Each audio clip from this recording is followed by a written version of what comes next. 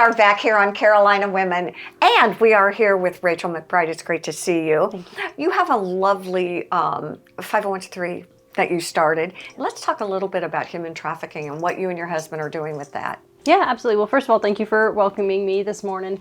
So the nonprofit's called the Helianthus Project. I'm the founder and CEO. My husband and I founded it in 2021. He is on his 22nd year of active duty service in the Marine Corps, so he's very, very involved. And I have to ask you about the name. Yeah. Talk to me about that. Yeah, absolutely. So Helianthus is the Greek word for sunflower. So Helios means sun, and the anthus is flower, so it literally means sunflower. Helianthus. Yep. And how did you come up with that? We wanted something that represented what we felt and what we wanted to represent for that organization. And a sunflower represents light and strength and truth. And one of the unique features about a sunflower is that it grows in some of the harshest environments. And no matter what, it's always trying to face the sun. And when it can't find the sun, it looks to its partner and they face each other. And you know, I think human trafficking is something that we don't think of as it's over there. Well, I'm interested in what motivated you to begin this organization. Yeah, absolutely. So I started out as a CASA, which out here is called the Guardian Ad Litem. It is Guardian Ad Litem. Oh, yes. okay. Are you an attorney? No. Okay. No. But when we were stationed in California, I became a CASA. And so you go to court on behalf of these children, you advocate. And that's really where I learned the severe gaps within the foster system and a lot of the risks that foster youth face and the need of resources for them. In that, one of the risks was human trafficking. And like most people, when I first heard of it, I didn't realize that it was something that happened here. I thought it was something overseas.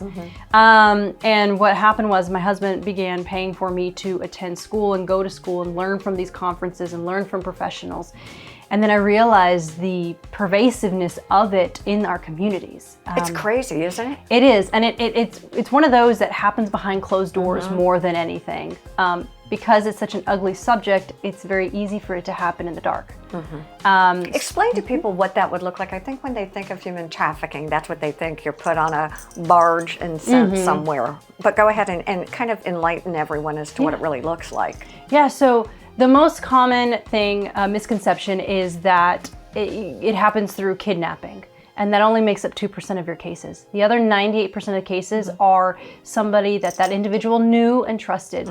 The biggest one being the Romeo, which is oftentimes associated like sort of with your domestic violence relationships, the boyfriend or even the woman. It does happen from both. The love bombing and those situations before it turns into this insidious situation of human trafficking. What about runaways? Runaways, 1 in 7 are actually victims of human trafficking. And we actually just recently connected with a new organization that is working on that stigma, because the term runaway can actually create an issue for that individual or even the family seeking resources. Oh. Yes. So they are trying to break that stigma with that term. What is the goal of your project?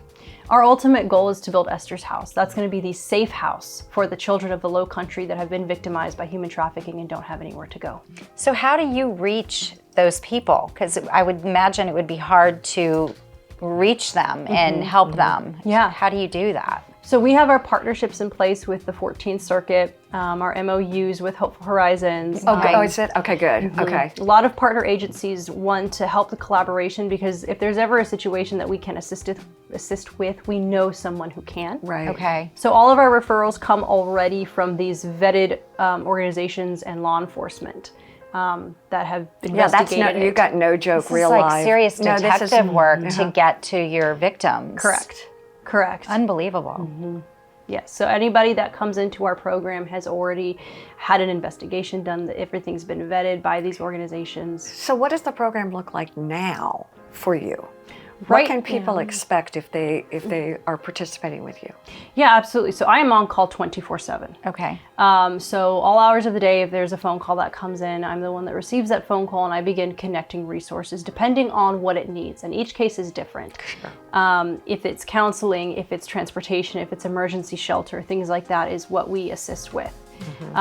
Once we can begin our intake process with the individual or even sometimes family units, we are able to put a continuum of care together for them so they can see what we're going to do in the next 3 to 6 months. Do they have to go through some kind of like deprogramming? Like how do you prevent, when you do turn them loose back to like normal living, how do you prevent that from them falling prey a second time? Yeah, mental health is huge in this field. And so we have our partnerships, like I mentioned, with Hope Horizons as well as Beaufort Psychological Services to assist in those psychological deep wounds, Well, it is great to talk to you. I think these are the kind of subjects that we really like to dig deep. We wish we had more time, but we appreciate you Thank you. coming on. And thank you all. Stay with us. There's a lot more to come here on Carolina Women.